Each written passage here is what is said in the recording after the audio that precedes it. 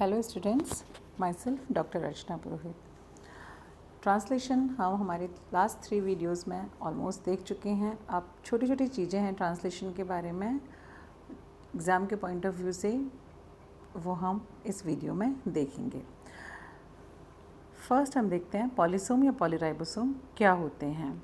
Single mRNA molecule can be read simultaneously by several ribosome. देखो आपको ये diagram में दिख रहा है 5' to 3', एक ये mRNA है, इस mRNA के साथ कई सारे राइबोसोम जुड़े हुए हैं। तो एक ही mRNA को कई सारे राइबोसोम जो होते हैं वो एक साथ रीड कर सकते हैं या कई सारे राइबोसोम आकर के उस पर जुड़ सकते हैं। पॉलीराइबोसोम और पॉलीसोम जो होते हैं उसमें अनेक राइबोसोम्स होते हैं जो कि सेम mRNA से जुड़े हुए रहते हैं। Number of ribosomes in A polysome depends upon the length of mRNA। mRNA की जितनी ज़्यादा लेंथ होगी राइबोसोम्स उतने ही ज़्यादा उससे अटैच होंगे। Fully active mRNA has 1 ribosome after every 80 nucleotide. ऐसा माना जाता है कि लगभग 80 न्यूक्लियोटाइड के बाद एक नया राइबोसोम आकर के जुड़ जाता है। There may be about 50 ribosomes in a polycistronic mRNA of prokaryotes। Polycistronic का मतलब क्या होता है हम पहले भी देख चुके हैं। एक ही mRNA से जब डिफरेंट चेन्स बनती हैं उसको हम बोलते हैं पॉलीसिस्ट्रॉनिक mRNA, जिसमें अनेक स्टॉप कोडोन और स्टार्ट कोडोन्स प्रेजेंट होते हैं। Ribosomes move along mRNA in 5' to 3' direction. There is a gradual increase in the size of polypeptide chain as the ribosome moves along mRNA towards in the 3' direction. जैसे जैसे 5' to 3' direction की तरफ बढ़ते जाते हैं वैसे वैसे चेन जो होती है वो इंक्रीज़ होती जाती है। पॉलीपेप्टाइड चेन जो है वो 5' एंड से स्टार्ट होती है और 3' एंड पर जाकर के समाप्त हो जाती है।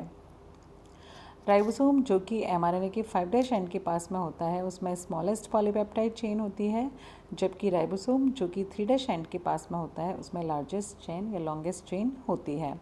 Polysome increases the rate of protein synthesis tremendously. In bacteria, protein is synthesized at the rate of about 20 amino acids per second. अब हम देखते हैं साइमल्टेनियस ट्रांसक्रिप्शन एंड ट्रांसलेशन क्या है। प्रोकैरियोट्स के अंदर ट्रांसक्रिप्शन और ट्रांसलेशन जो होते हैं वो सेम कंपार्टमेंट में होते हैं, क्योंकि mRNA मॉलिक्यूल हम पहले भी देख चुके हैं प्रोकैरियोट्स के अंदर न्यूक्लियर मेम्ब्रेन प्रेजेंट नहीं होती है, इसीलिए न्यूक्लियोप्लाज्म साइटोप्लाज्म में कोई भी डिफ्रेंशिएशन नहीं होता है। mRNA मॉलिक्यूल का संश्लेषण 5' to 3' डायरेक्शन में होता है और प्रोटीन सिंथेसिस जो है वो भी 5' to 3' डायरेक्शन में होता है। इस प्रकार ये देखा गया है कि जब mRNA मॉलिक्यूल अंडर प्रोसेस होता है तब उसका 5' एंड जो होता है जो कि दूसरा सिरा है वो उस पर राइबोसोम जो होता है वो जुड़ जाता है और वहाँ पर प्रोटीन संश्लेषण स्टार्ट हो जाता है। नीचे आपको डायग्राम में दिखेगा, देखो mRNA का संश्लेषण हो ही रहा है, उसी के साथ साथ इस पर राइबोसोम आकर के जुड़ जाते हैं और राइबोसोम आकर के जुड़ते हैं तो साथ ही साथ क्या हो जाता है, प्रोटीन सिंथेसिस या ट्रांसलेशन स्टार्ट हो जाता है। इसे ही हम बोलते हैं कपल्ड ट्रांसक्रिप्शन एंड ट्रांसलेशन। ये क्या करता है, प्रोटीन सिंथेसिस की गति को बढ़ा देता है। जब प्रोटीन संश्लेषण कंप्लीट हो जाता है तो mRNA मॉलिक्यूल का डिग्रेडेशन हो जाता है न्यूक्लियेज एंजाइम के द्वारा, वो भी 5' से 3' डायरेक्शन में होता है। ये हमने देखा था प्रोकैरियोट्स के अंदर। अब हम देखते हैं प्रोटीन सिंथेसिस यूकैरियोट्स के अंदर कैसे होता है। यूकैरियोट्स के अंदर भी प्रोटीन सिंथेसिस लगभग वैसा ही होता है, केवल कुछ एक डिफरेंसेस होते हैं। फर्स्ट डिफरेंस तो राइबोसोम का ही है। राइबोसोम प्रोकैरियोट्स के अंदर 70S टाइप के होते हैं, जबकि यूकैरियोट्स के अंदर 80S टाइप के होते हैं, जिनकी सब यूनिट्स होती हैं 40S and 60S। Initiating amino acid जो होता है वो मैथियोनिन होता है, जबकि प्रोकैरियोट्स के अंदर फॉर्माइलेटेड मैथियोनिन होता है। Special tRNA binds methionine to start codon AUG. This tRNA is called tRNA methionine. This is distinct from tRNA methionine which binds amino acid methionine to any other internal position in the polypeptide. देखो वहाँ तो difference clear था prokaryotes के अंदर कि first जो होगा वो F मैथियोनिन होगा, बाकी कहीं भी आएगा तो मैथियोनिन होगा। यूकैरियोट्स के अंदर चाहे इंटरनल आए चाहे एक्सटर्नल आए, लेकिन जब स्टार्ट कोडोन के रूप में होता है तो एक स्पेसिफिक मैथियोनिन ही आकर के जुड़ता है, बाकी इंटरनल कहीं भी आता है तो नॉर्मल मैथियोनिन जो होता है वो आकर के जुड़ जाता है।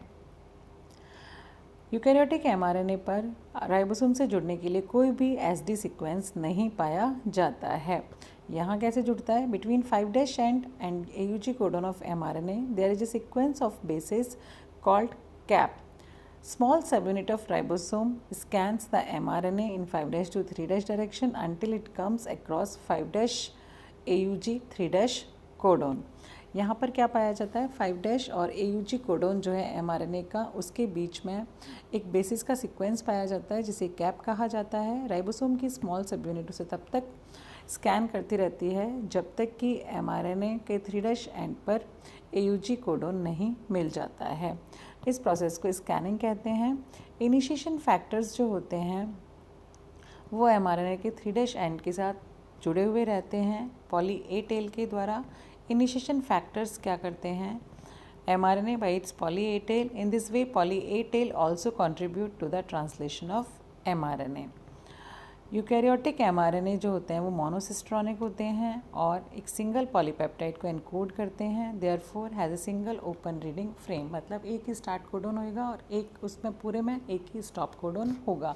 जबकि प्रोकैरियोट्स के अंदर एक ही mRNA पर कई सारे स्टार्ट कोडोन होते हैं और कई सारे स्टॉप कोडोन होते हैं।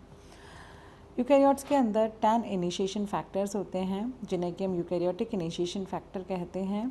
EF1, EF2, इनका नाम है पूरा eukaryotic initiation factor 1, 2, 3, 4A, 4B, 4C, 4D, 4F, 5 and 6।